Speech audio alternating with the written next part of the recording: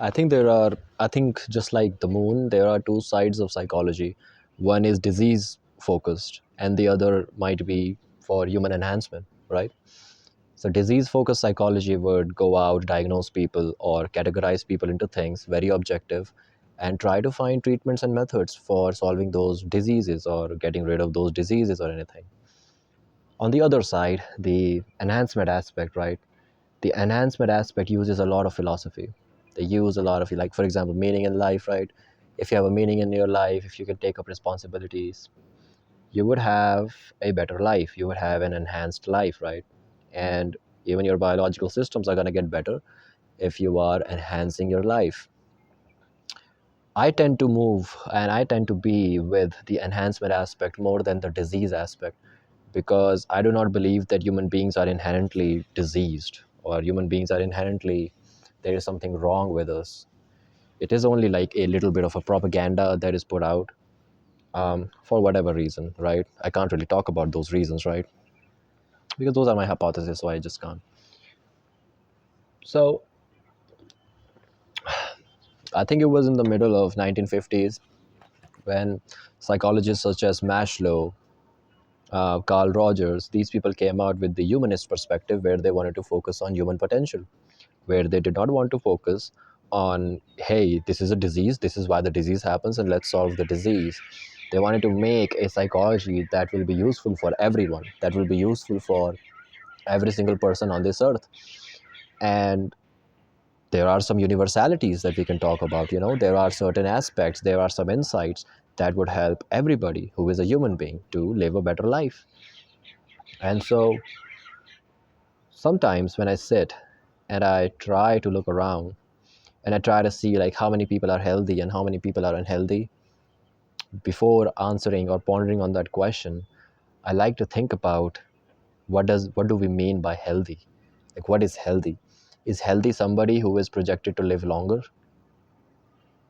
Or is healthy somebody whose quality of life in the present is enhanced? For example, somebody who can think, for example, somebody who is wise, right? For example, somebody who has meaning in their life through responsibilities, right?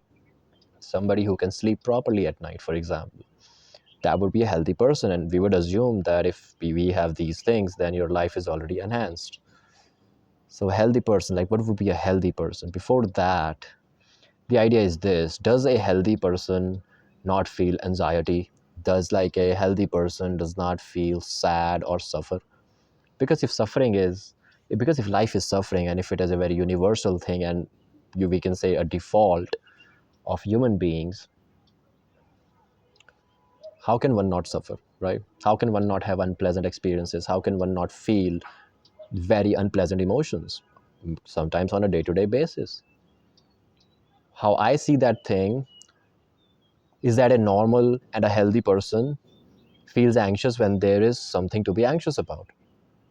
It's situationally appropriate. If somebody is situationally appropriate and experiences that, oh, I'm afraid because there is a snake chasing me, it's situationally appropriate, right?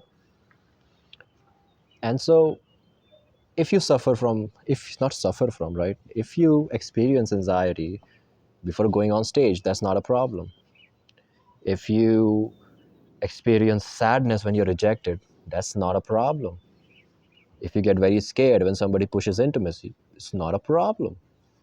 It's not a disease, it's not something wrong with you, some kind of fault with you, right? Because here is something wrong with academia, especially fields like psychology. Pop psychology goes crazy. Pop psychology becomes very, very famous, and then people would start to use those things on each other, right? For example, ADHD, right? If you cannot focus on one thing, are you not disciplined, or do you have ADHD? And what happens when we start to use those words so casually, right? For example, if you get out of your house and, oh, did I close my doors? And then you go back and recheck it and then come out, you don't have OCD. You don't. Okay? You just don't. And trust me, if you had OCD, you would know. You would not even have to question that you do. And when pop psychology goes crazy, there are so many ideas that go out, and people start believing in those things that it's just because human beings are very, very vulnerable to these things. Okay, ideas are insane. And even though those ideas might not be accurate, but they can be true. How can they be true? People behave as if those ideas are true because they believe in those things, right? Because they read it on some random Instagram page, for example, and then those facts start to make sense. But but but still, like, most of pop psychology really operates from this disease model. It doesn't operate from like life enhancement.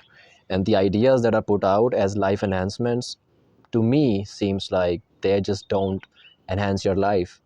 They might enhance your 5 seconds where you go, okay, this is something I can do, but those things are just not going to enhance your life. They just simply don't. Like, I don't think affirmations help. If they're not inspiring actions, they're simply not going to help. And if you're already in actions, then why do you need affirmations? um, because here's the thing: when we think about human beings, we have to really question, where do we live when it comes to question of enhancement? Where do we live? We live in the world. Okay, what is the world made up of? One can say objects. You would be like, all right, if something is made out of objects, and if the world is made out of objects, do we perceive the world as objects?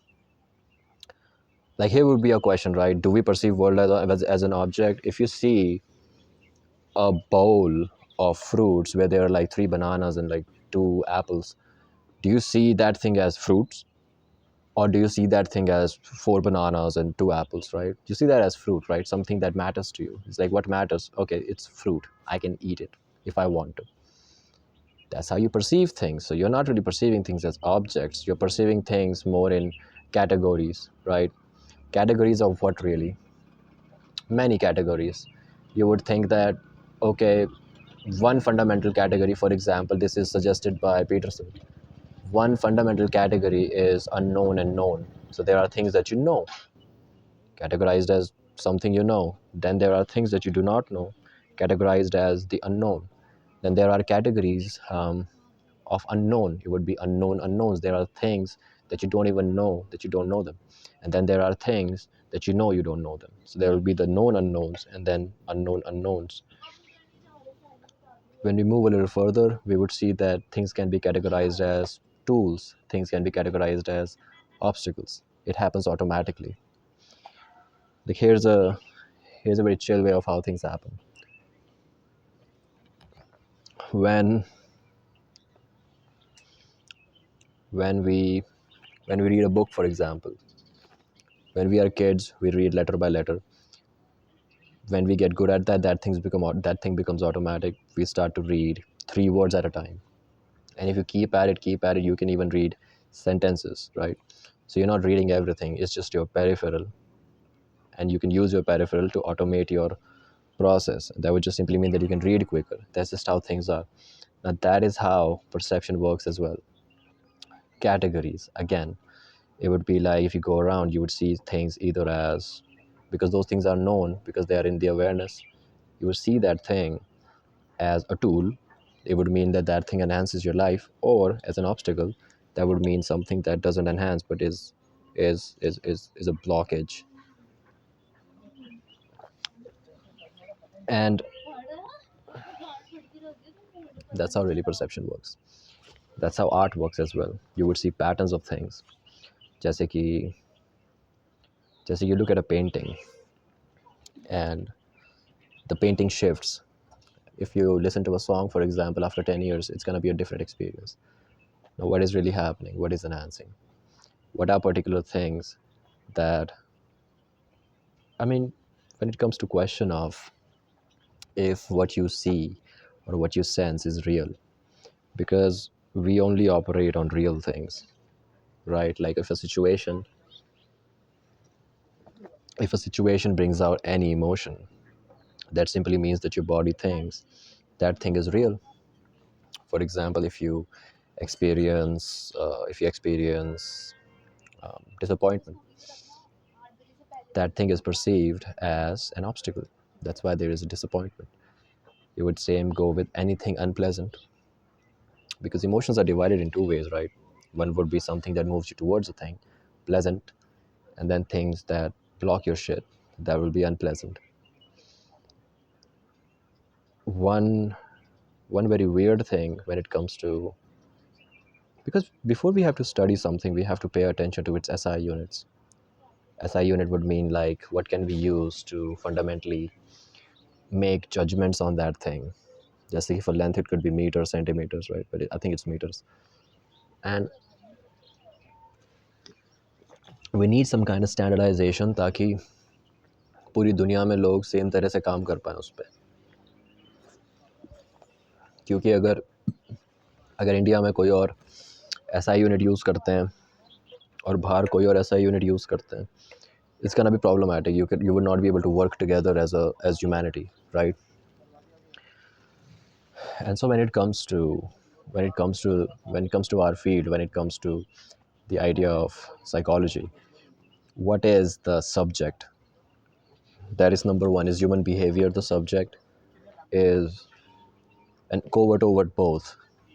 Even if you look at thoughts and feelings as some sort of behavior because it is a change, you also look at some other things. You would look at okay, is the unconscious and conscious psychoanalysis, is that what should be the topic? You would also think about, should cognition be a topic? For example, if you study people's thinking and you study their feelings, are you going to really understand what a human is?